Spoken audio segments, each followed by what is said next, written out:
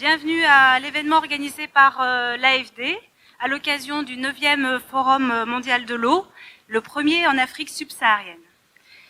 J'espère que tout le monde est à peu près installé, ça arrive. Pourquoi ces live sessions qu'on a souhaité ce soir?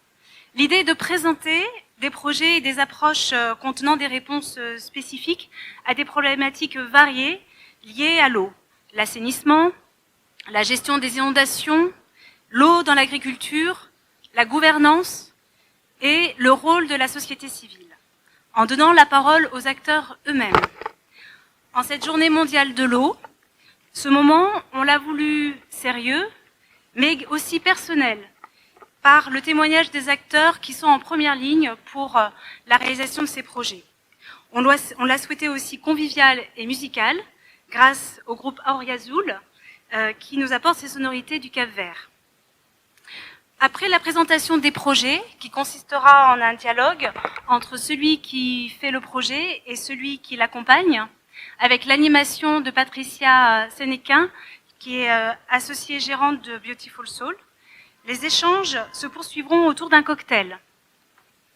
Un serious game mettant en situation les acteurs autour des services de l'eau, donc les autorités publiques, les collectivités locales, l'exploitant, les usagers, pourront être testés par vous, si vous le souhaitez, pour comprendre les logiques derrière chaque acteur. Ce jeu est proposé par le GRET et la POSEAS.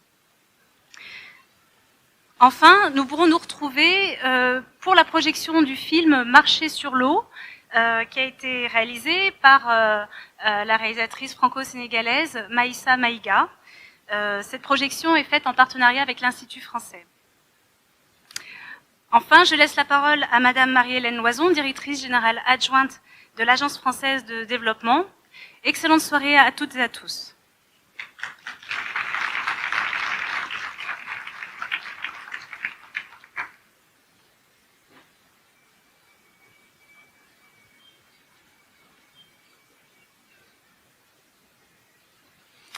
Mesdames, Messieurs, chers partenaires et invités, c'est un grand plaisir pour moi d'être avec vous ce soir pour introduire cette soirée dans ce bel endroit très vert. Je dois dire qu'après 2 jours à Diamniadio, ça fait du bien d'être un petit peu dans la verdure.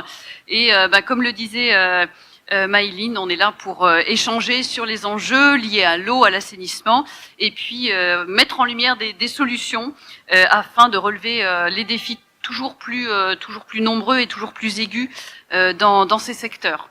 L'eau est un bien public, un bien commun, c'est également un droit humain. C'est une ressource naturelle fondamentale pour le bien-être des populations, pour le développement économique, le maintien de la biodiversité.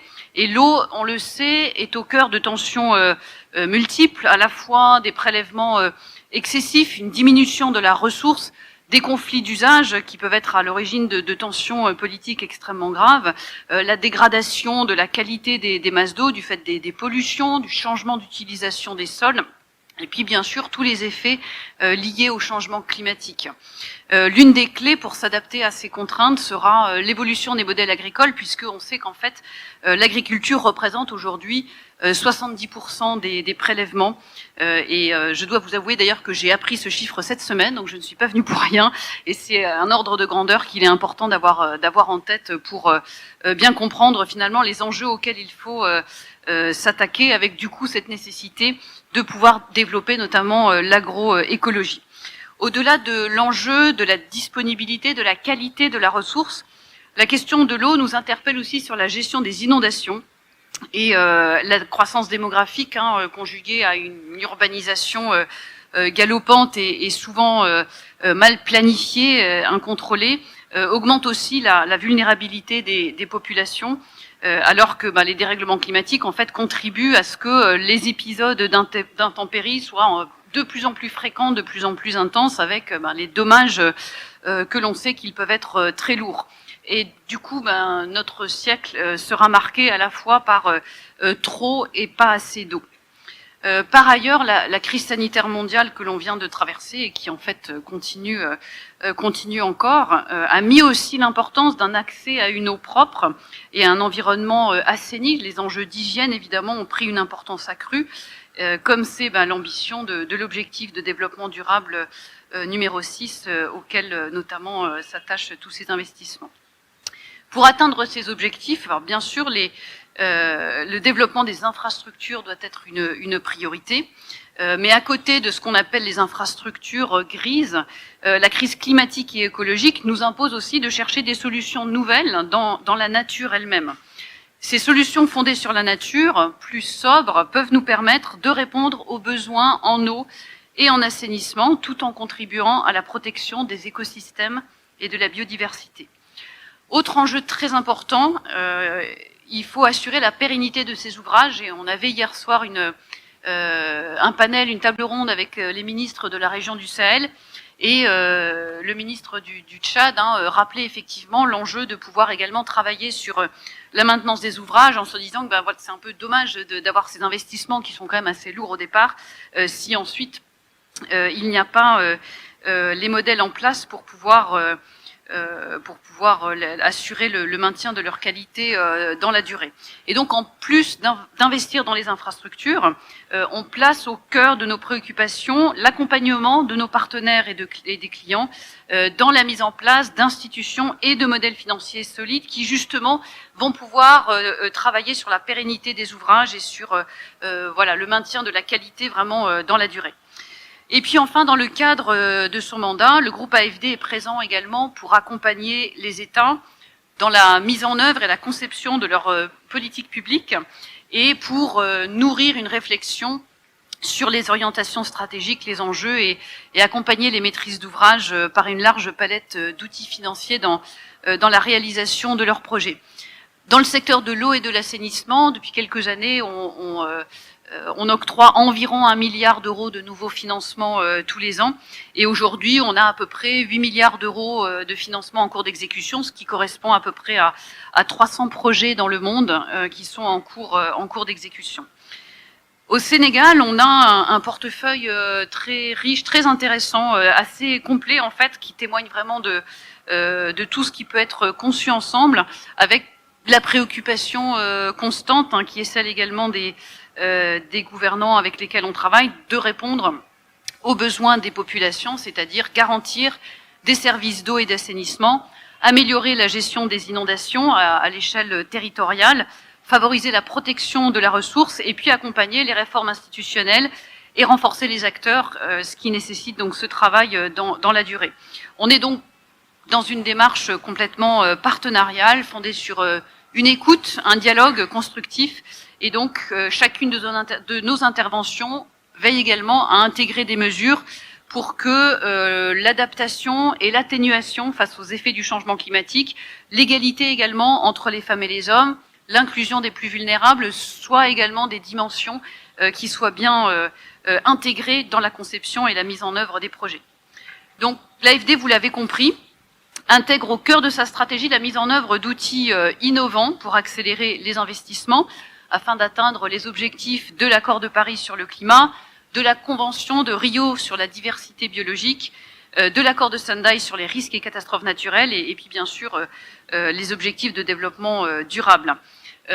Comme l'a dit Maïline, le Forum mondial de l'eau de Dakar se veut le forum des réponses, et en plus c'est le premier qui se tient en Afrique subsaharienne, et en réunissant des participants de tous les niveaux, de différents domaines, différents acteurs, politiques, institutions multilatérales, secteur privé, société civile. C'est un forum unique pour être cette plateforme d'engagement et de collaboration.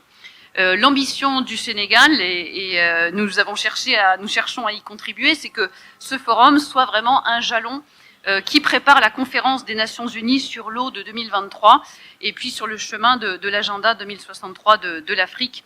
Et nous sommes très heureux et nous félicitons les autorités sénégalaises pour avoir résolument inscrit le Forum de Dakar dans cette dynamique. L'événement organisé ce soir s'inscrit dans cette optique de recherche de réponses en vous présentant des démarches et des projets qui tiennent compte des contraintes du réel, qui se rappellent à nous dès que nécessaire, et des attentes des populations. Chaque projet, vous allez le voir, comporte son lot de complexité et suppose beaucoup de capacité d'adaptation des équipes qui sont très fières, je pense, de travailler sur ces projets et très marquées par tout ce qu'elles ont pu faire sur ces projets-là et surtout la satisfaction de voir quand les projets arrivent à leur terme et génèrent des résultats et des impacts pour les populations. On a donc voulu mettre en avant les acteurs de premier plan afin de bénéficier de leur regard croisé. D'un côté, celui du partenaire en charge de la réalisation, de l'autre, celui de l'AFD qui l'accompagne dans sa démarche de conception et puis ensuite tout au long de la réalisation. Alors, je souhaite du coup apporter mes plus vifs remerciements ce soir à tous les participants qui ont accepté de se prêter au jeu et de partager leur expérience. Madame Mam Tako Diallo, coordinatrice de la plateforme des organisations de la société civile pour l'eau et l'assainissement au Sénégal, POSEAS, et Monsieur Thomas Lejeune, représentant adjoint du GRED Sénégal et responsable service essentiel sur le projet DISSO. Ensuite, Monsieur Alassane Dieng, directeur projet de la dépollution de la baie de Han, et Monsieur Habibou Boubacar, chargé de mission eau et assainissement à l'AFD Dakar. Troisièmement, Monsieur Oumar Al-Farouk Chérif Adoum, coordinateur du projet de lutte contre les inondations à Moundou, le projet PLIM, et Monsieur Denis Desilles, responsable d'équipe projet à la division eau et assainissement à Paris, à l'AFD. Et enfin, Monsieur Abou Sall, directeur de la délégation de la Société d'aménagement et d'exploitation du delta du fleuve Sénégal, SAED, à Matam, Sénégal, donc au Sénégal, coordinateur du projet d'amélioration de la sécurité alimentaire dans la région de Matam, à Sam, et du projet de promotion des exploitations familiales agricoles dans la région de Matam, le projet AP-FAM 1 et 2. Et donc Monsieur Ibrahima Niane, chargé de mission agriculture, développement rural et biodiversité à l'AFD Dakar. Et je vous souhaite une excellente soirée à toutes et à tous.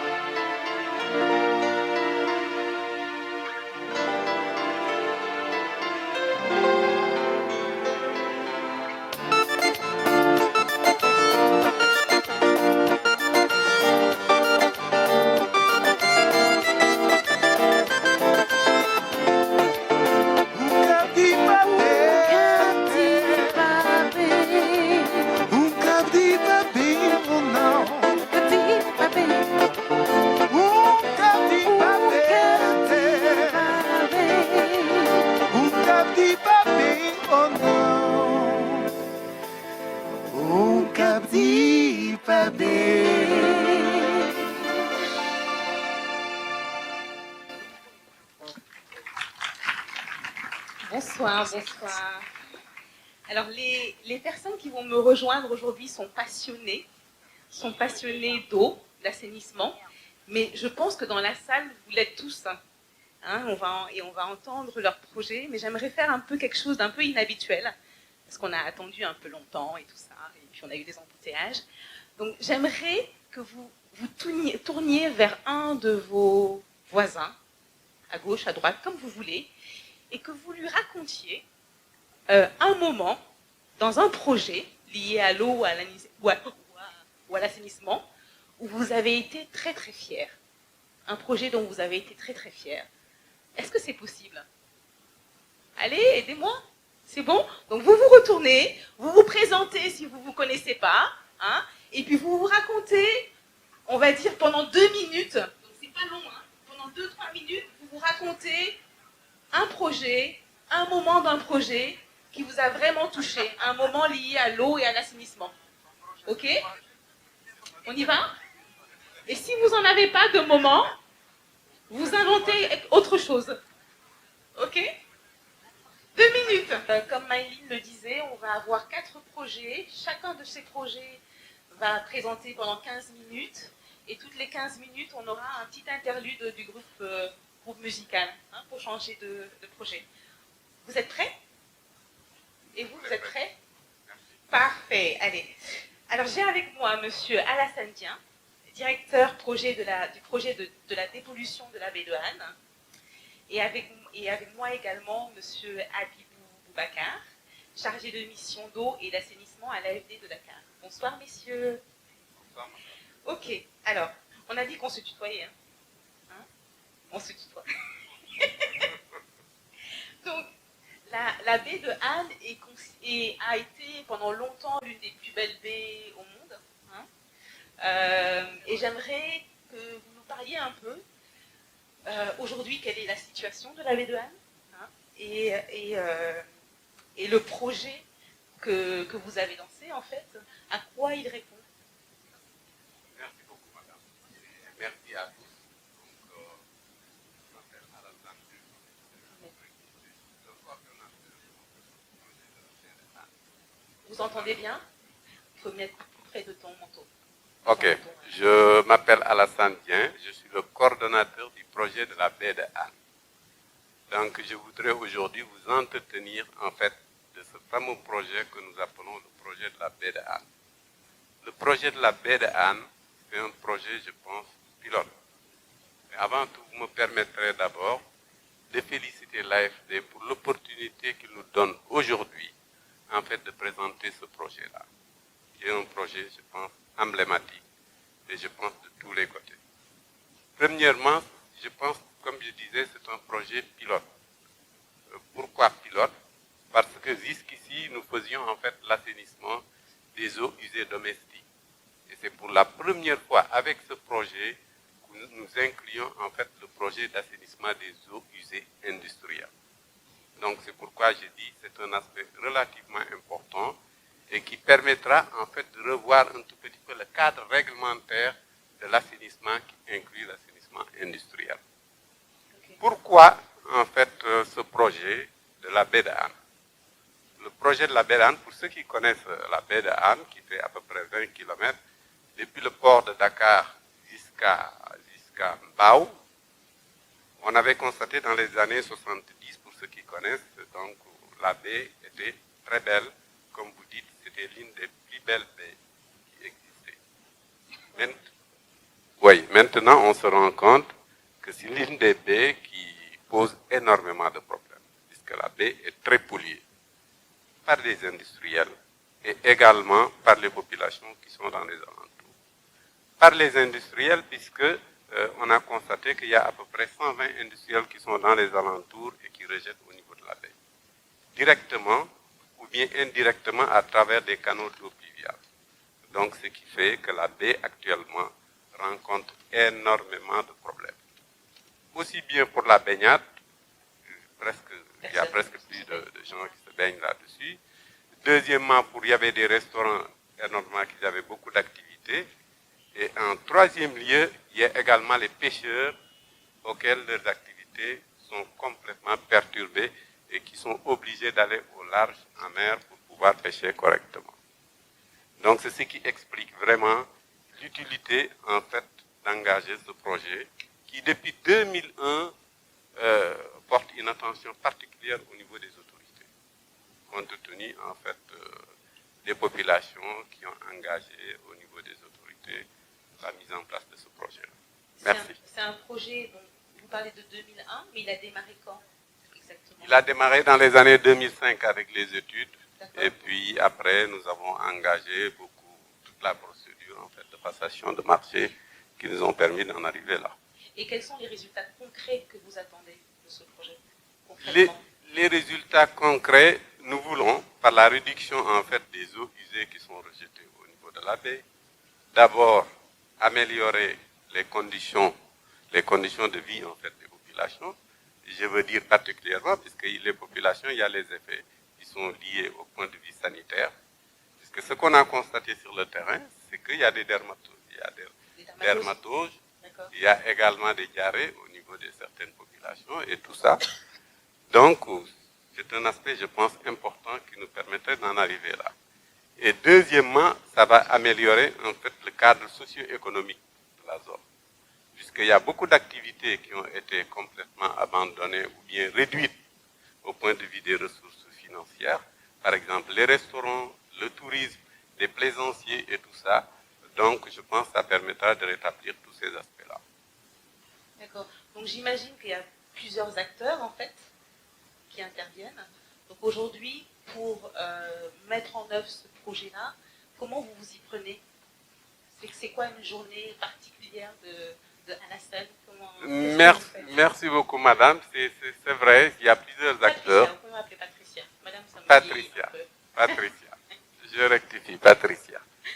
Donc, j'ai dit c'est plusieurs acteurs. Ce n'est pas seulement l'ONAS, puisque, en fait, la dépollution de la baie fait intervenir beaucoup d'acteurs. Nous avons la direction, en fait, de l'environnement, la ministère de l'environnement qui s'occupe de l'environnement. Nous avons le ministère, en fait, une des ministères, je pense, qui est une des plus importantes également là-dessus. C'est le ministère des Finances et du Budget qui nous accompagne là-dessus. Il y a le ministère de l'économie, des finances et de la coopération également qui nous accompagne. Il y a également d'autres ministères, je pense, qui nous accompagnent. Donc, également, je pense, les industriels, puisque c'est l'un des maillons les plus importants, puisque la réussite du projet, en fait, passe essentiellement au niveau des industriels qui vont dépolluer leurs eaux avant de le rejeter sur le système que nous allons mettre en place. D'accord. Et comment vous engagez ces industriels aujourd'hui? Pour les industriels, nous avons déjà eu beaucoup d'échanges avec eux. Depuis presque 2010, nous avons déjà signé un protocole qui nous a permis un tout petit peu de fixer en fait les contributions de tout un chacun là-dessus. Eux, les systèmes de pré-traitement qu'ils doivent mettre en place avant de rejeter sur le réseau que nous allons construire avec ce projet. Et nous avons également des échanges par rapport à la redevance qu'ils doivent payer également. Je pense que c'est un aspect important pour couvrir en fait les charges d'exploitation. Donc c'est pourquoi nous sommes constamment avec les charges d'exploitation de quoi? De l'entretien en fait des ouvrages que nous allons mettre en place. Que ce soit le collecteur, que ce soit une station d'épuration, je pense qu'il y a principalement l'ensemble de ces ouvrages. Ok, merci Alassane. Alors je vais me tourner vers Adibou. Donc, moi j'entends, étant au Sénégal, j'entends beaucoup parler de ce projet-là. Je pense que, comme disait Alassane, c'est un projet emblématique. Et j'entends, on entend aussi toutes les personnes qui interviennent dans ce projet-là. Donc ça. Moi, j'ai un peu une image un peu complexe. Je vois un réseau avec plein d'intervenants qu'il faut faire bouger. Et donc, j'aimerais comprendre comment est-ce que l'on gère cette complexité-là. Merci, Patricia. Et bonsoir à tous. Alors, essayez d'avoir vraiment le micro là, comme ça. Donc, je m'appelle Boubacar Abibou. Donc, je suis chargé de mission au assainissement à l'agence de Dakar. Donc, je suis le projet de pollution de la baie de Han. Donc, pour revenir à la question de Patricia, le projet de dépollution de la baie de Han, c'est un beau projet. Et il est beau, outre la mise en œuvre des infrastructures, dans le cadre du projet, il est prévu un certain nombre de réformes pour assurer la pérennité des infrastructures. Et la directrice générale adjointe a relevé effectivement ce point. Donc, c'est des réformes qui sont prévues et qui doivent être mises en place avant la fin du projet. Donc, le projet de pollution de la baie de Han, c'est un projet aussi dans le cadre duquel il est prévu une expérimentation, notamment l'implication du privé dans la gestion de l'ouvrage. Donc, il est prévu à la fin, une fois que l'ouvrage sera, avant la réception de l'ouvrage, de recruter un opérateur privé qui va assurer l'exploitation et la gestion. Donc, le projet de pollution de la baie de Han au LAVD, en fait, c'est un projet, en fait, c'est un projet qui a démarré au niveau de l'AVD à partir de 2008, précisément. Donc 2008, c'est l'année à partir de laquelle l'AVD a mis en place le premier concours pour le financement de la première phase du projet à côté de l'État du Sénégal et de la BUI. Et en quoi consistait cette première phase? Donc, cette première phase concerne la construction effectivement, de l'intercepteur. C'est le grand collecteur qui doit normalement recueillir toutes les eaux usées, les transférer au niveau de la station de traitement. Au niveau de cette station, dans le cadre de la première phase, il est prévu au départ que de faire le traitement primaire. Et l'autre ouvrage qui est prévu, c'est l'émissaire de rejet en mer. Une fois que l'eau est traitée, de rejeter le mer en mer. Donc, cette première phase, en fait, le financement était assuré initialement par l'État du Sénégal, l'AFD et la BEI. Malheureusement, à partir de 2016, la BEI s'était désengagée de ce projet. Donc, ce qui a créé vraiment un ralentissement de la mise en œuvre du projet pendant au moins 2 ans, avant que, grâce maintenant à la persévérance de l'AFD qui a su maintenir son projet, parce que l'AFD a mis en place un financement à partir de 2008, donc elle a maintenu ce projet, et en plus de ça, elle a mobilisé encore d'autres financements, et a fait un lobbying auprès d'autres partenaires, notamment l'Union européenne, et la coopération néerlandaise à travers Invest International, et la China Development CDB, tout récemment. D'ailleurs, je voudrais signaler que la CDB, c'est le tout premier cofinancement avec l'AFD sur un projet. C'est le projet de pollution de la baie de Han. Donc, ce qui a permis effectivement de boucler le financement de l'ensemble du projet. Donc, ce qui a permis de boucler aujourd'hui le financement de l'ensemble du projet. Donc, à la satisfaction vraiment de l'État du Sénégal. L'autre aspect que je voudrais citer, vous l'avez relevé, c'est la multiplicité des acteurs qui interviennent. Donc, à la fin dans son intervention, il a rappelé effectivement dans ce projet qui comprend des investissements physiques et des réformes.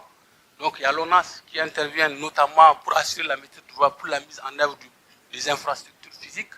Il y a le ministère de l'eau et de l'assainissement, le ministère de l'environnement et du développement durable qui intervient dans les réformes, notamment la mise en place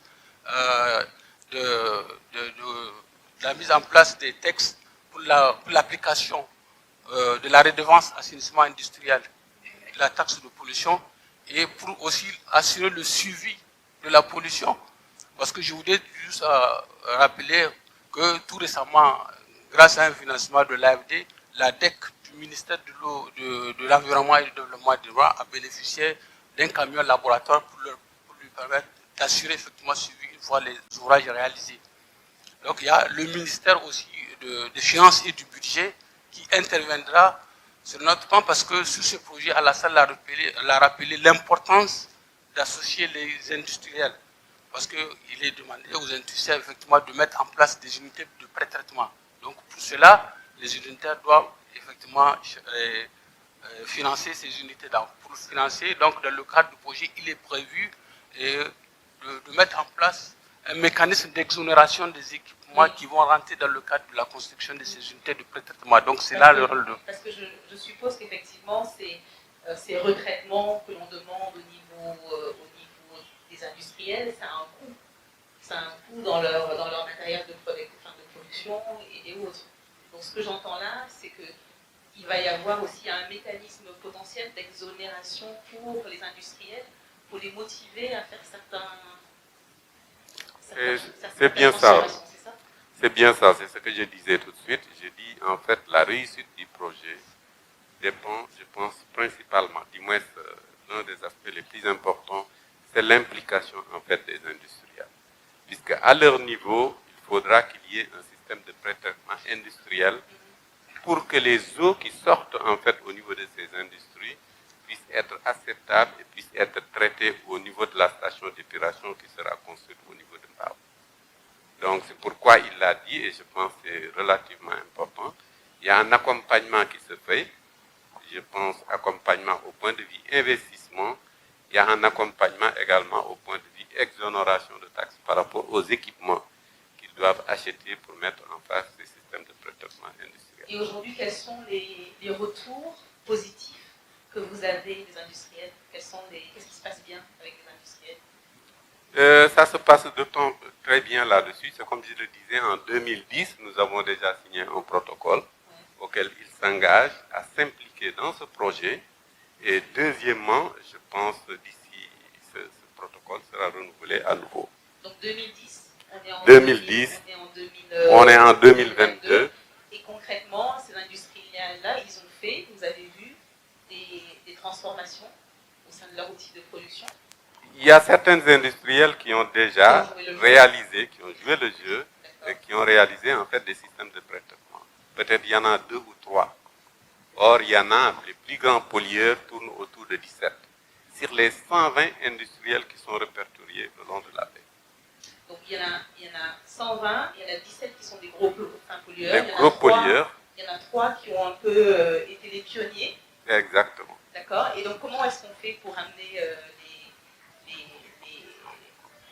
les 14 autres? Voilà, donc merci. Et effectivement, comme il a rappelé, les industriels, c'est vraiment un moyen important du projet. Il faut qu'ils se raccordent au réseau de l'ONAS pour que l'ONAS puisse bénéficier de la redevance industrielle. Donc, une étude qui a été financée par l'AFD a démontré que la plupart de ces industriels ne disposent pas d'assez de ressources financières pour financer effectivement ces investissements qui ne sont pas du tout des investissements qui assurent un retour d'investissement. Et donc, ils ont besoin d'un accompagnement. Et cet accompagnement, nous sommes en train de réfléchir et avec d'autres partenaires pour la mise en place de cet accompagnement-là. Donc, pour le moment, les idées qu'on a, c'est un accompagnement du type il faut, avec la contribution des banques de la place, mettre en place, par exemple, une ligne de crédit au niveau des banques et pour les aider, voilà, accompagner d'une prime d'investissement et un accompagnement aussi technique, avec une assistance technique qui va les aider aussi à réfléchir sur le type d'équipement à mettre en place. Super. Merci beaucoup, Amidou. Merci, Alassane. Si on peut les applaudir. Je vais demander un petit interlude de temps qu'on change de projet.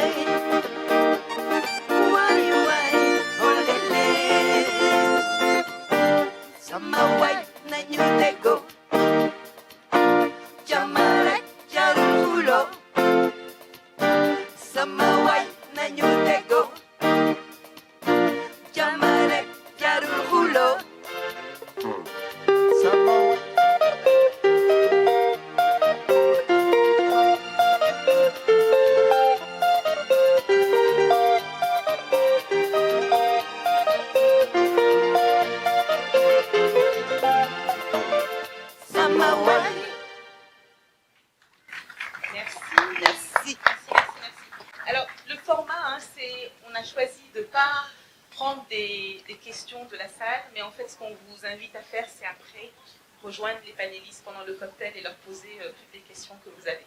Ok. Donc là, j'ai été rejoint par 2 jeunes hommes. Monsieur Omar Al-Farouk Adoun, du Tchad, donc coordinateur du projet de lutte contre les inondations à Moudoun, au Tchad, donc, et Monsieur Denis Desilles, responsable d'équipe projet à la division eau et assainissement à Paris. À l'AFD de Paris, ok. Donc, je me tourne vers toi, Omar. Est-ce que tu peux nous rappeler en quelques mots l'objectif de ce projet? Merci beaucoup. C'est M. Omar Al-Farouk Chérif, du Tchad, le coordinateur du projet de lutte contre les inondations à Moundou. le projet de lutte contre les inondations à Mondou est un projet financé par l'Agence française de développement et mis en œuvre par le ministère en charge de l'eau. Ce projet a pour objectif l'amélioration des conditions de vie et des populations de la ville de Mondou. Et il y a aussi les objectifs spécifiques qui sont l'amélioration du système d'assainissement par la construction, du réseau de drainage et aussi le renforcement des capacités des acteurs locaux, notamment la mairie, pour assurer une gestion performante et durable du réseau de drainage. Et il y a aussi la sensibilisation à l'hygiène et à l'assainissement d'environ 100 000 personnes.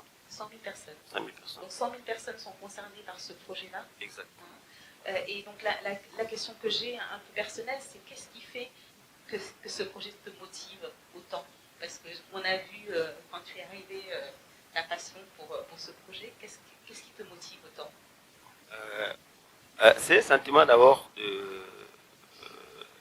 c'est un sentiment de satisfaction parce que la ville de Mondou, dans les années passées, chaque année, il y a des inondations. Et là, après les projets PLIM, et en suivant les témoignages, nous avons même tourné un film qui est là, en suivant les témoignages des uns et des autres, surtout des bénéficiaires, et surtout d'une personne à mobilité réduite, qui par le passé, après la pluie, il ne pouvait pas venir étaler ses petits commerces pour subvenir aux besoins de ses enfants. Et après la réalisation de ces canalisations, toutes les eaux sont conduites vers le fleuve Logone. Et là, cette personne à mobilité réduite vient après la pluie s'étaler ses petits commerces au marché d'Ingelbach, là où on avait fait des canalisations, et pour subvenir aux besoins de ses enfants.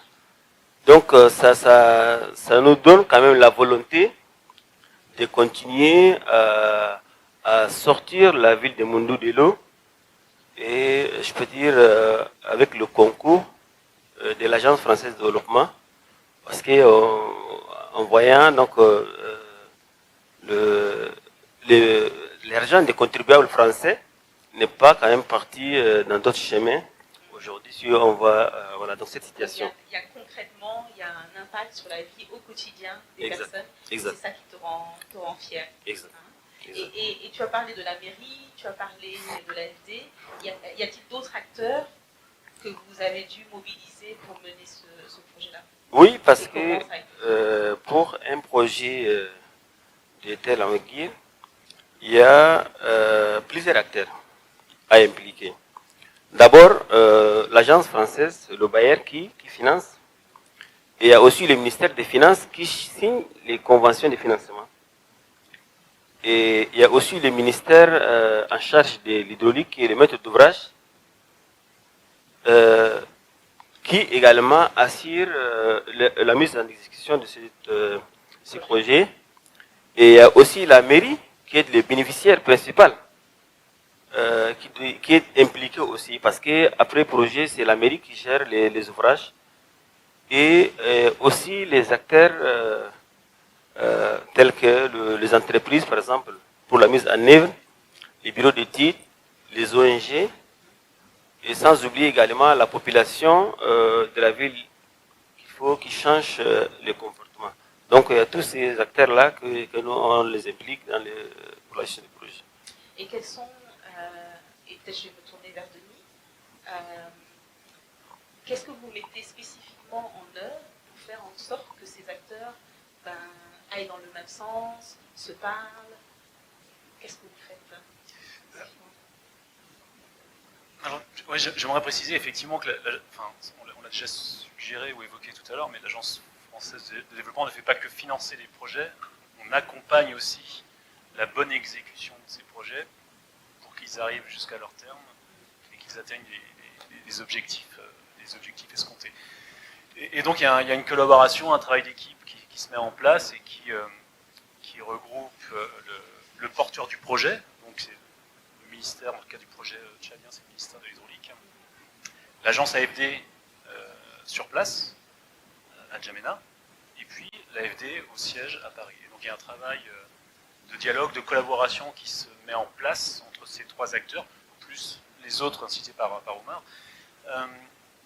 Et c'est une collaboration au long cours, hein, puisque si on regarde un peu les temporalités de projet, et je pense que le projet tchadien, on était sur cette temporalité, il faut compter 1 à 2 ans pour préparer un projet. Ensuite, on arrive à la phase de financement. Le financement est mis à disposition, la convention de financement est signée, et le projet démarre effectivement. Et sur ce type de projet, la durée, c'est 5 à 6 ans en moyenne, sur des projets d'infrastructure de ce type-là. Donc il y a une dizaine d'années de 6-7 ans où on doit pouvoir travailler ensemble, collaborer ensemble et bien se comprendre aussi. Et c'est quoi les meilleures pratiques? Si vous prenez du recul par rapport à votre vécu de ce projet-là, c'est quoi les meilleures pratiques? Le dialogue. Dès qu'il y a une divergence, parce que ça arrive, hein, dès qu'il y a divergence, malentendu, voilà, parlons, échangeons, par mail, par téléphone. D'accord. Ok. Et le Covid a impacté ou pas ce dialogue? Parce que je sais qu'à un moment donné, on ne pouvait plus voyager et autres. Est-ce que ça a eu des répercussions? Dans la relation que j'évoquais, il y a les agences AFD sur place, sur le terrain, qui restent dans un dialogue de proximité et du quotidien. Donc il y a un relais, en fait. Voilà, donc il y avait les impacts Covid aussi dans tous les pays, mais il y a quand même ce quotidien qui je dirais, qui est préservé. Et après, au niveau du AFD Paris, bon, on a mis en place un peu comme tout le monde, on est passé à la visio, réunion à distance, avec les aléas qu'on connaît aussi. Merci. Le projet arrive à son terme bientôt. Hein? Est-ce que pour autant, donc avec ce que j'entends, un vrai impact sur les populations, est-ce que pour autant tous les défis de la ville de Mondou sont relevés, ouais, autour de l'assainissement, est-ce que c'est relevé? C'est pour toi, on parle. Oui. En fait, le projet prend fin le 31 décembre 2021. 22. Ah, 2022, autant pour moi. Oui, parce qu'au début, c'était 2022, à 2021. On n'a pas pu finaliser. Il y a une avenance sur la convention pour prolonger les dates limites de versement des fonds. Voilà. Donc, le projet PLIM, comme j'ai dit, qui tire à sa fin, n'a pas résolu tous les problèmes de la ville de Mondou. Parce que seule une petite partie de la ville soumise aux inondations pluviales qui a été traitée. Deuxièmement, donc il y a d'autres parties de la ville qui n'ont pas été encore traitées. D'accord. Okay. Deuxièmement, les inondations, les problèmes d'inondation fluviale. Parce que nous, on parle de pluviales et de fluviales. Donc, l'inondation même pluviale, c'est une petite partie de la ville soumise aux inondations qui a été résolue. Les problèmes d'inondation fluviale n'ont pas été pris en compte dans le cadre du premier projet. Et nous sommes, pour l'instant, nous sommes à la phase de démarrage des services des déchets solides. Pardon, j'ai pas compris. Parce que nous avons mis en place des systèmes de gestion des déchets solides qui viennent d'être démarrés, qui a besoin aussi d'être renforcés et développés pour couvrir toute la ville. Parce que la ville de Mondou a 31 quartiers. Sur les 31 quartiers, le service des déchets solides a couvert que 13 quartiers. Et la mairie, parce que l'instabilité institutionnelle de la mairie également nécessite un appui pour assurer la gestion performante et durable des services des déchets et de la gestion du réseau de drainage. Donc, nous avons dit, le projet, le PLIM n'a pas résolu tous les problèmes, mais une partie des problèmes. Donc, est-ce que ça veut dire qu'il va y avoir une deuxième étape? Oui, je vais revenir. Avec le projet de lutte contre les inondations fluviales cette fois-ci, qui est en cours de négociations et de finalisation, qui prend en compte certains aspects, surtout pour le renforcement et l'optimisation des investissements réalisés dans le cadre du projet PILIM, nous permet, en prenant en compte effectivement les enjeux du changement climatique, nous permet à résoudre, pas définitivement, le problème de la ville de Moundou, mais une grande partie de la ville de Moundou sera résolue avec les projets en cours de négociation. J'aimerais, tu as parlé d'enjeux climatiques et je pense que Madame, je crois que c'est Madame Loiseau qui en a parlé également. Et je vais revenir à toi, Denis. En quoi, en fait, comment ces enjeux, selon toi, impactent l'Afrique de l'Ouest, le Tchad en particulier? C'est quoi ton analyse de ces enjeux-là? Alors, c'est pas mon analyse, hein. Il y a des gens bien plus qualifiés que moi sur les questions de changement climatique. Mais effectivement, aujourd'hui, on a plein d'outils de projection climatique qui sont disponibles et qui indiquent une hausse au Tchad, dans la sous-région, dans la plupart des régions du monde, une hausse des phénomènes météorologiques extrêmes. Donc, sur le plan sur le sujet des inondations au Tchad, par exemple, hein, ça veut dire que la fréquence et les intensités des précipitations vont augmenter. Donc, ça veut dire que le risque d'inondation, il va continuer à perdurer, voire il va s'accentuer. Donc l'enjeu face à cette perspective, c'est de s'adapter. On n'a pas d'autre choix que s'adapter. Et au niveau de l'AFD, nous on promeut cette approche selon trois axes. La première élément, la première pierre, je dirais, de cette adaptation, c'est de réduire la vulnérabilité des zones urbaines. Donc on met en place des mesures hydrauliques comme le projet PLIM, où on met en place des ouvrages de drainage pour évacuer les eaux pluviales. Puis ça veut dire aussi des aménagements urbains qui soient cohérents. C'est-à-dire, l'idée c'est de ne pas aller développer des quartiers dans des zones inondables. Deuxième chose, c'est mettre en place des dispositifs de gestion de crise lorsque des événements extrêmes arrivent. Donc ce sont des dispositifs d'alerte en amont d'un événement plus inondation pour que les gens puissent éventuellement évacuer les quartiers, mettre en place des dispositifs à domicile qui permettent de se préserver. Et puis, troisième aspect, c'est la formation, l'information des habitants. Faire face à des problématiques, des risques d'inondation, ça s'apprend. Il faut avoir adopté des réflexes et il y a des mesures, des campagnes de formation, d'information qui peuvent être mises en place. Et c'est vraiment cette approche qu'on pousse un peu l'AFD sur le sujet du risque inondation. Alors je vais faire une petite incartade parce que j'avais promis de ne pas faire de surprise, mais là une petite surprise. Ce que j'entends, c'est adaptation, hein, s'adapter, anticiper, hein, c'est ce que j'entends. Et j'aimerais un peu savoir personnellement, vous, tous les deux, qu'est-ce qui vous rend optimiste? Je sais, c'est pas une question facile, mais ça m'intéresse. Qu'est-ce qui vous rend optimiste? Moi, ce qui me rend optimiste, c'est notre ingéniosité. Oui. On peut faire preuve de beaucoup d'ingéniosité pour faire des choses problématiques, mais on a aussi une très grande capacité à trouver des solutions. Donc je mise sur ce deuxième aspect de notre compétence collective. Super, merci Denis. Et toi, Omar? Tu n'es pas optimiste? Non. Ok, écoutez, merci beaucoup messieurs, hein, pour ce beau projet, plein de belles choses à la ville de Moundou, au Tchad. Merci. Et intermède musical, je vais vous demander de rejoindre le public. Merci, c'est les applaudissements. Merci.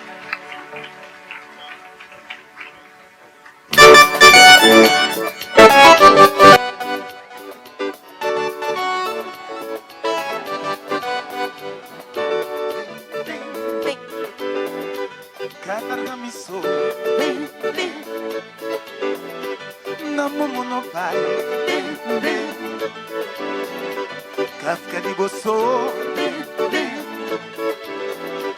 Kalargama assim Sem botar flac maietar Mas vai tarde de que nunca Não vai concher nos terra mais cabo flac majaeta, mas vontade de dizer que nunca não vai concher nos terra mar. Gaga me sou,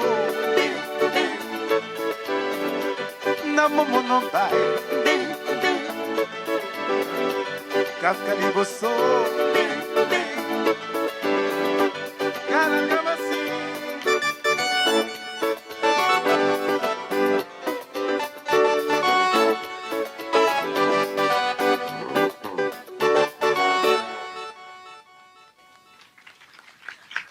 Merci. Alors, j'accueille Thomas Lejeune et Madame Mam Taco.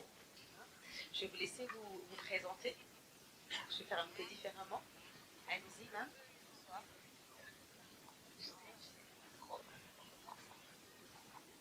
Bonsoir, moi c'est Madame Gay, Mamtakou Diallo.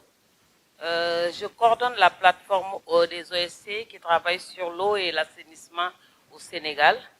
Et même en même temps, je suis coordinatrice de ce projet TISO, qui est l'occasion de notre rencontre ici. TISO, qui veut dire dialogue, concertation, échange, et qu'on a voulu vraiment vous partager aujourd'hui. Merci, Mamtakou. Bonsoir à toutes et tous. Donc moi je m'appelle Thomas Lejeune, je suis le représentant adjoint du GRET au Sénégal et je suis aussi le responsable du programme eau et assainissement ici.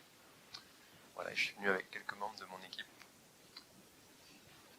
Ok, super, merci beaucoup pour cette présentation. J'aimerais démarrer en vous posant une question un peu personnelle. Comment est née votre collaboration? Notre collaboration, tout est parti. Ça serait bien que tu... Le micro là. Non, le micro. Tout est parti en 2018. En 2018, on s'est rendu compte qu'il n'y avait pas vraiment de réseau qui parle au nom de l'eau et de l'assainissement. Et qu'il n'y avait pas des acteurs qui pouvaient parler au nom de l'eau et l'assainissement au sein des collectifs des ONG, qui est le CONGAT. Et donc, alors qu'à ce même moment, des décisions importantes sont prises au niveau du secteur, sans que la société civile, les acteurs de la société civile qui travaillent sur le terrain, qui travaillent avec les usagers, ne soient impliqués. Sans que les acteurs de la société civile, leurs décisions et leurs opinions ne soient prises en compte au niveau de l'élaboration des politiques. Sans que les acteurs de la société civile ne soient pris en compte vraiment au niveau des besoins concrets des projets. Donc ce que j'entends, c'est que vous vouliez faire entendre la voix de la société civile. Voix de la société civile. Comment vous vous êtes rencontrés alors? Comment vous avez commencé à travailler ensemble?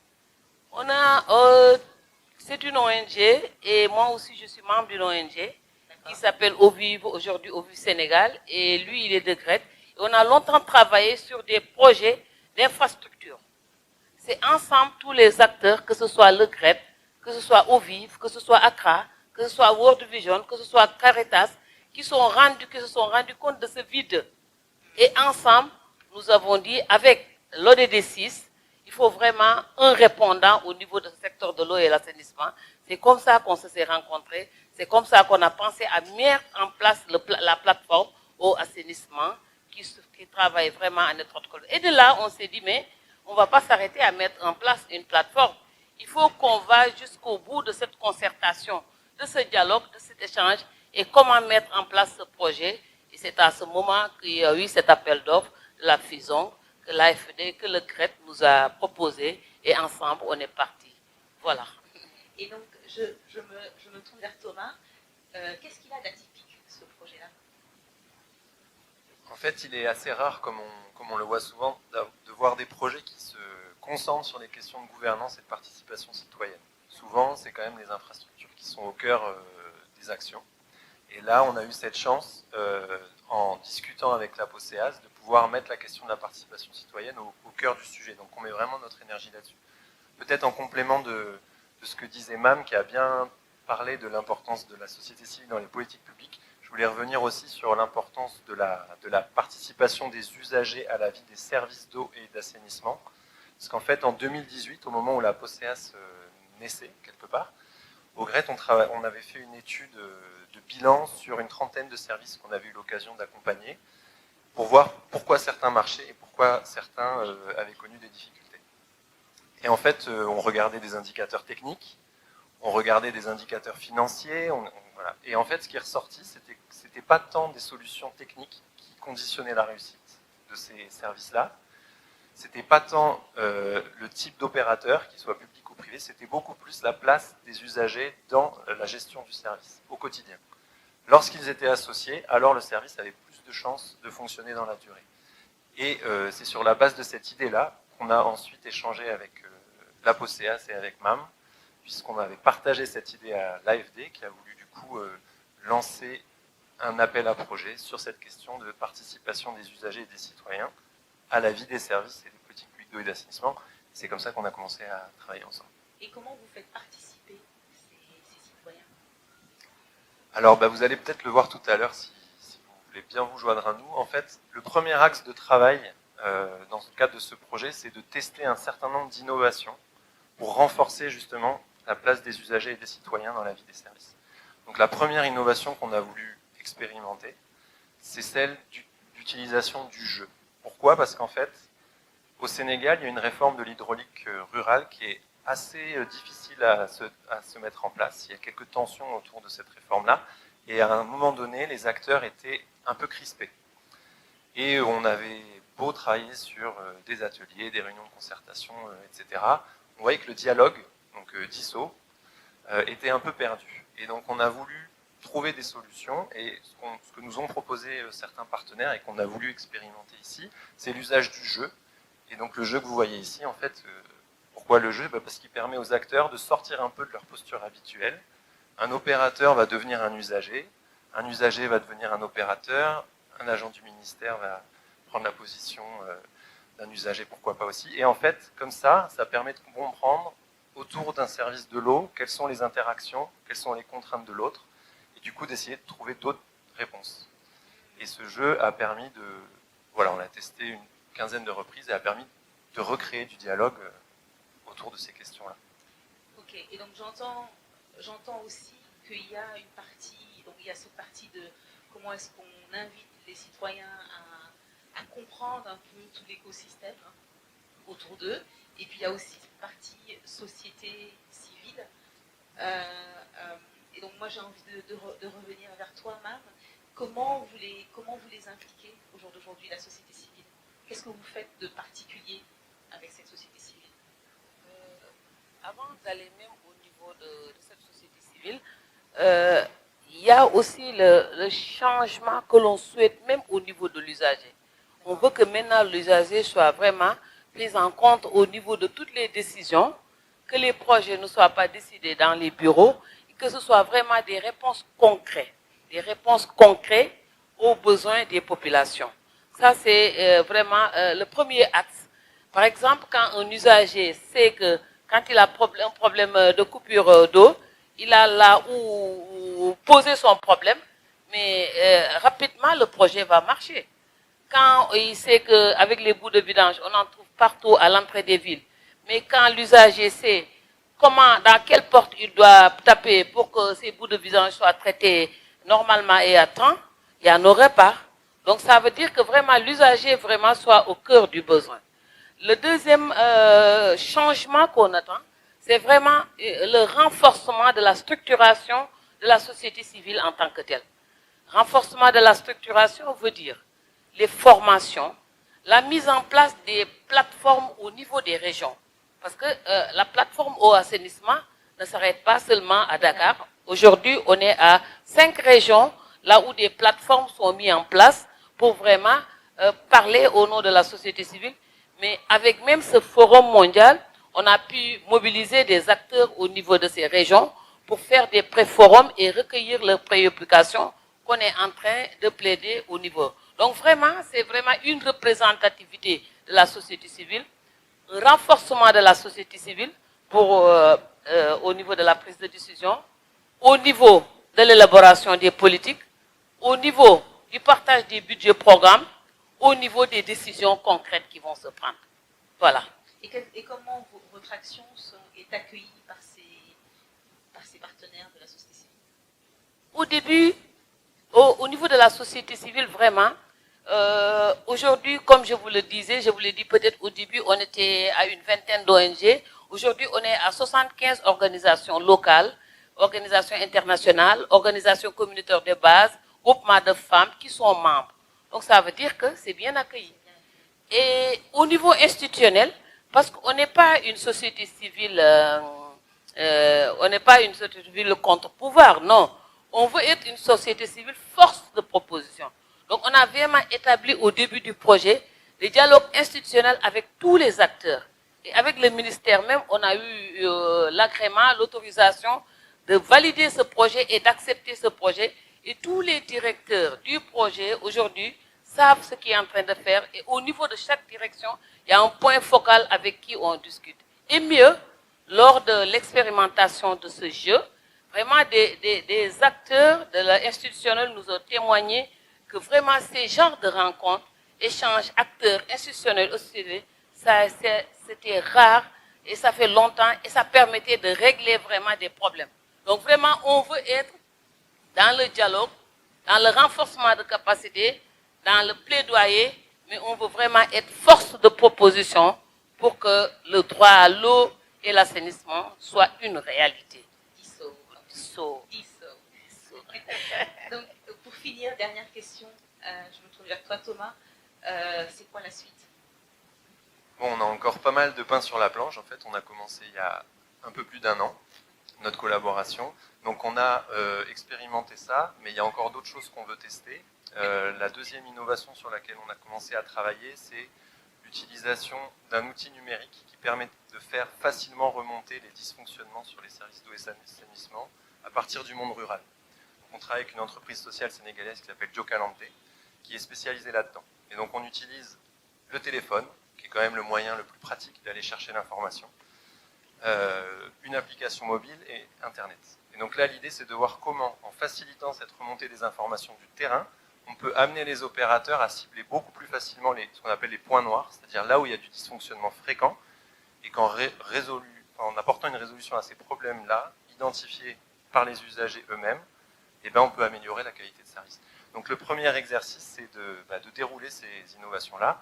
Ensuite, on a un partenaire qui est l'Université Gaston Berger de Saint-Louis, qui nous regarde avec des yeux exigeants pour évaluer ce qu'on fait. On lui a demandé d'être sans tabou, c'est-à-dire qu'on lui demande de nous dire dans quelle mesure ce qu'on expérimente va être approprié ou pas. On le questionne aussi sur la représentativité de la société civile avec laquelle on travaille. Ça a été des sujets de grands débats avec la POSEAS, donc pour voir si finalement le pari qu'on a fait est le bon, et est-ce que la société civile qu'on appuie, est-ce que les représentants des usagers qu'on appuie sont bien représentatifs de l'ensemble des bénéficiaires des services d'eau et d'assainissement. Donc voilà un petit peu ce qui nous attend, et ensuite on en tirera les enseignements, parce qu'on revendique un peu l'innovation là-dessus, donc on peut se tromper. Certaines innovations peut-être donneront pas les bons résultats, et donc on le partagera. Et voilà. Et pour celles qui ont réussi, on espère qu'elles puissent être démultipliées. Voilà. Longue vie à Tissot alors. Merci beaucoup. Oui, merci beaucoup. Oui, je sens que tu as un dernier mot à dire. Dernier mot à dire. Dernier mot à dire. Sûrement. Donc simplement vous dire que c'est une belle aventure. Et on espère qu'on vous a convaincu pour la participation citoyenne des usagers. Aucun projet ne peut réussir si les populations, les acteurs ne sont pas impliqués pendant, avant et après. Donc, et seuls eux, usagers au cœur.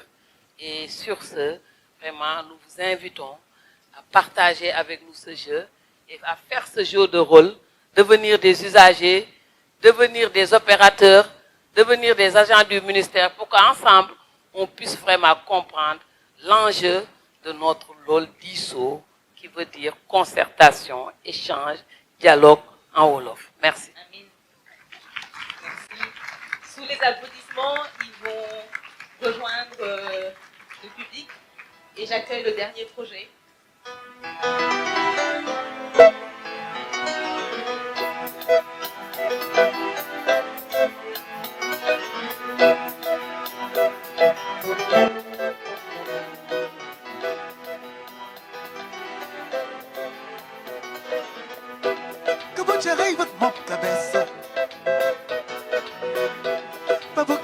Mas nesse estilo não dá o plantação.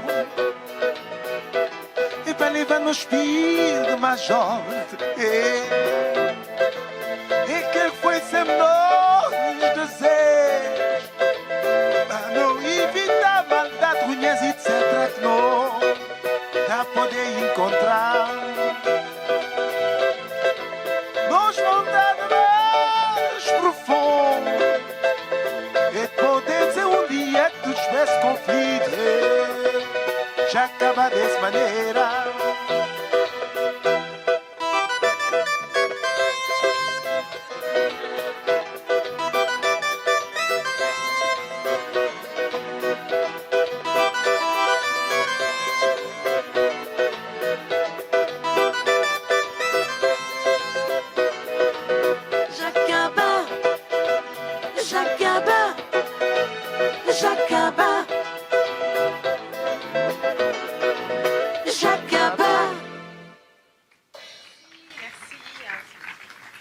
Alors, nos deux derniers intervenants, mais pas les moindres. Donc, je suis rejointe par M. Aboussal et M. Ibrahim Agnan. Je vais vous demander de vous présenter et de présenter aussi le projet qui vous amène aujourd'hui. Merci beaucoup, Patricia. Bonsoir à tous. Donc, je m'appelle Aboussal, je suis le directeur de la délégation Saïd de Matam. Et je suis également coordonnateur des projets ASAM et APFAM à Matam. Merci. Bonsoir Patricia. Bonsoir Ibrahim. Bonsoir à toutes et à tous. Donc, moi c'est Ibrahim Nian, je suis chargé de mission pour le projet agriculture, développement rural et biodiversité à l'AFD, à l'agence de Dakar. Merci. Merci beaucoup. Alors j'aimerais commencer par toi Ibrahima, je pense. On sait que l'agriculture est consommatrice d'eau. C'est quoi les enjeux pour toi de ce projet? Quels sont les enjeux pour toi de ce projet? Merci. C'est une question quand même intéressante et aussi complexe, d'autant plus que l'agriculture au milieu est un sujet extrêmement important pour l'AFD. Donc je disais que les gens, je vais y revenir, mais que l'agriculture, vu son importance aujourd'hui, on sait faire de l'agriculture sans sol, comme on le dit, mais on ne sait pas faire de l'irrigation sans eau. Donc pour vous dire comment l'eau est importante dans ce qu'on est en train de faire. Maintenant, je dirais que aujourd'hui, le secteur de l'agriculture est le secteur qui consomme le plus d'eau à travers le monde. Donc si on prend les volumes de consommation qu'on a au niveau du monde, les 70% sont utilisés par l'agriculture. Okay. Et ça va connaître encore, vu les besoins. Et aussi ça varie, et ça dépend des cultures. Voilà, donc les gens, bon, je dirais que aujourd'hui, l'agriculture, surtout irriguée, ses objectifs, c'est de satisfaire des besoins alimentaires qui continuent à grandir, à augmenter, mais tout en étant économe en eau, tout en réduisant les coûts, mais aussi tout en respectant l'environnement. Donc ça, c'est des aspects qu'on a. Et donc aujourd'hui, le projet, comment il répond à ces enjeux? Alors, merci. Je voudrais d'abord féliciter et remercier l'AFD pour avoir bien voulu nous associer à cette rencontre.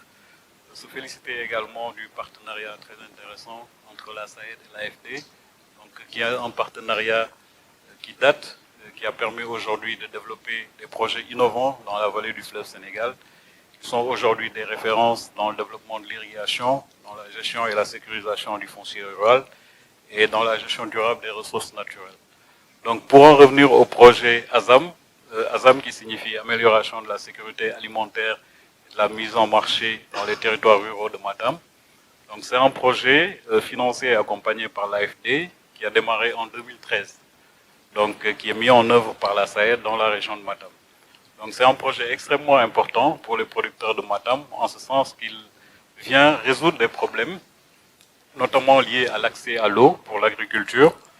Ce projet intervient dans deux communes principalement, la commune de Nabadji et la commune de Bokidiawe dans le département de Matam.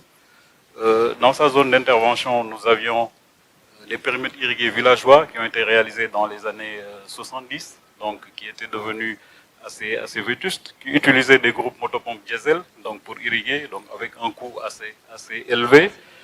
Et avec l'arrivée du projet ASAM, Donc, c'est des casiers qui ont été mis en place de ces périmètres irrigués villageois, donc avec une maîtrise totale de l'eau, avec une réduction du coût d'irrigation, parce qu'on est passé, on a connecté les casiers au réseau de la Sénélec. Donc là où on avait des coûts de l'eau de 120 000 francs à l'hectare, on est revenu à des coûts de 90 000 à peu près à l'hectare. Donc ça a permis de mettre en place à peu près 1279 hectares pour ces producteurs agricoles. L'autre solution qu'on a apportée, c'est que ces populations, la source d'eau, c'était le fleuve Djamel. Donc le Djamel, c'est un affluent du fleuve Sénégal qui, à l'époque, avait quelques difficultés d'hydraulicité parce qu'il y avait un envasement important qui s'était fait.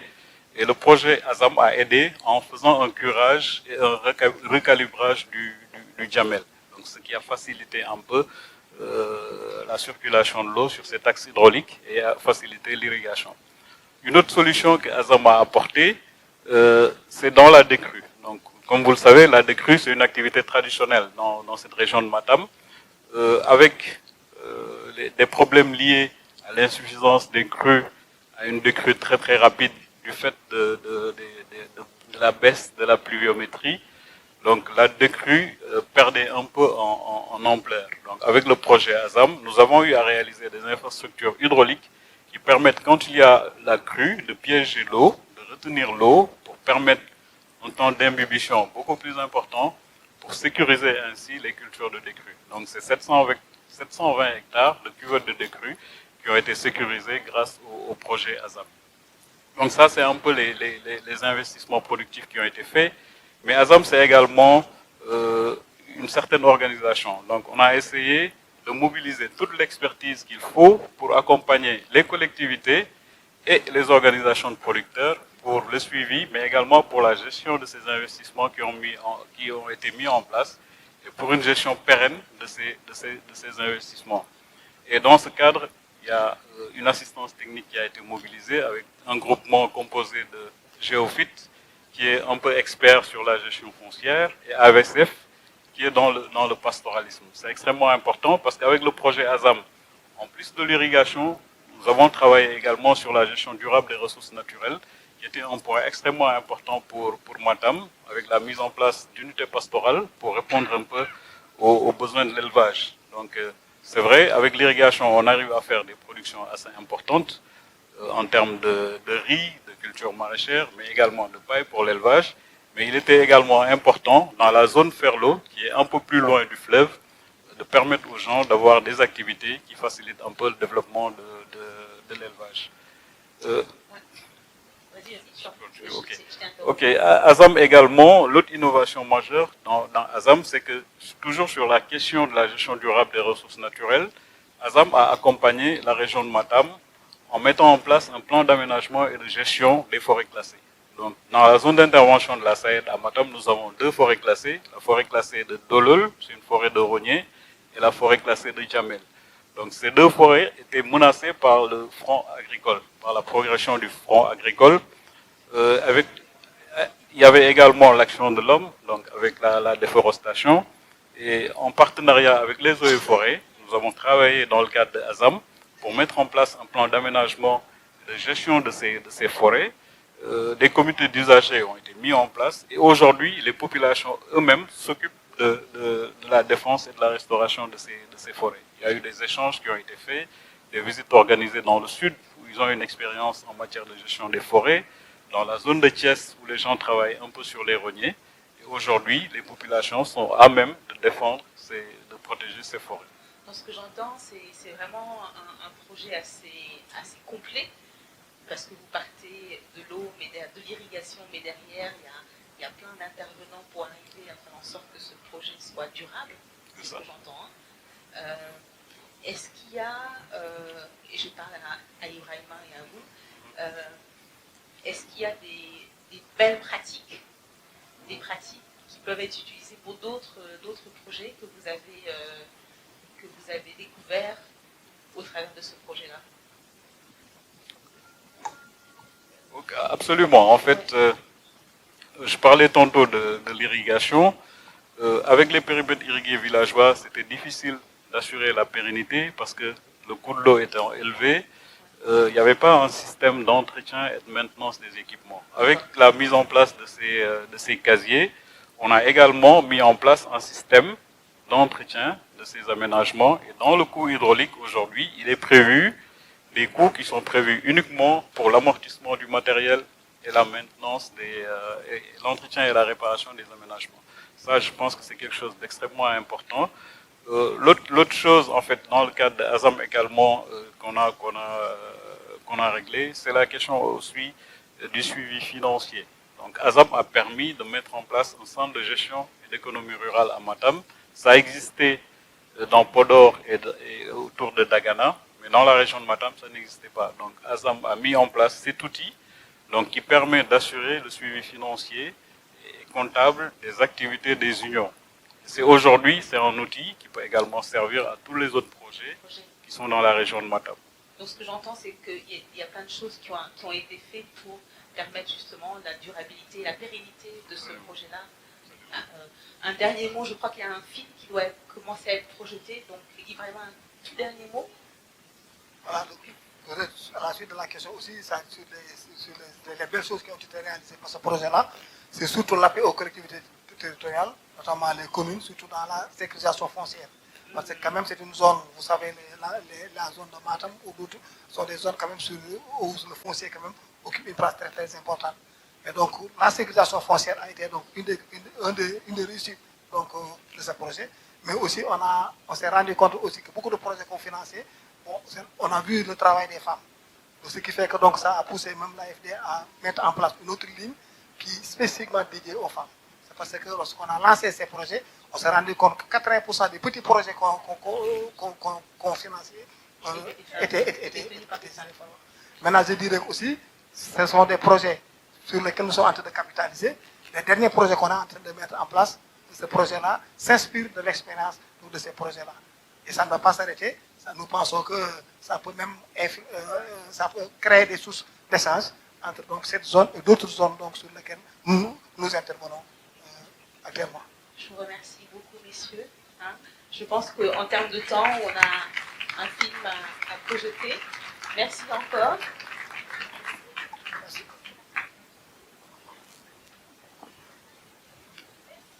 De nous avoir partagé votre engagement et votre passion. Nous vous invitons à poursuivre les échanges autour d'un cocktail et bien sûr la projection du film va commencer, le film Marcher sur l'eau. On invite les intervenants, si vous êtes d'accord, à venir sur scène pour la photo. Voilà, souvenir. Merci.